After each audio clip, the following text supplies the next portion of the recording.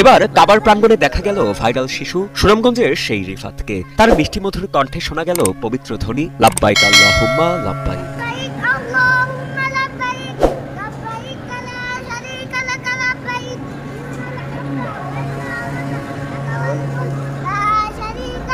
গত ৫ ডিসেম্বর পবিত্র ওমরাহ পালনে হজে যান সামাজিক যোগাযোগ মাধ্যমে পাঙ্গাসকে জাতীয় মাছ বলে ভাইরাল হওয়া সুনামগঞ্জের ছোট্ট রিফাত।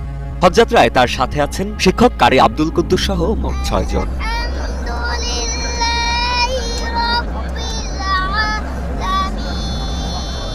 পবিত্র ওমরাহ পালনের সময় ভাইরাল শিশু রিফাতকে দেখে উচ্ছ্বাসিত হতে দেখা যায় সৌদিতে বসবাসরত প্রবাসী বাংলাদেশিদেরও। সে সময় শিশু রিফাতকে কোলে তুলে আলিঙ্গন করতে ব্যস্ত হয়ে পড়েন অনেকে আবার ক্যামেরা বন্দী করে রাখেন ছোট্ট রিফাতের সঙ্গে সাক্ষাতের আনন্দঘন সেই মুহূর্ত। উল্লেখ্য, পাঙ্গাসকে জাতীয় মাছ বলে সামাজিক যোগাযোগ মাধ্যমে ভাইরাল হয় সুনামগঞ্জের শিশু রিফাত। আচ্ছা, বাংলাদেশের জাতীয় মাছের নাম কি?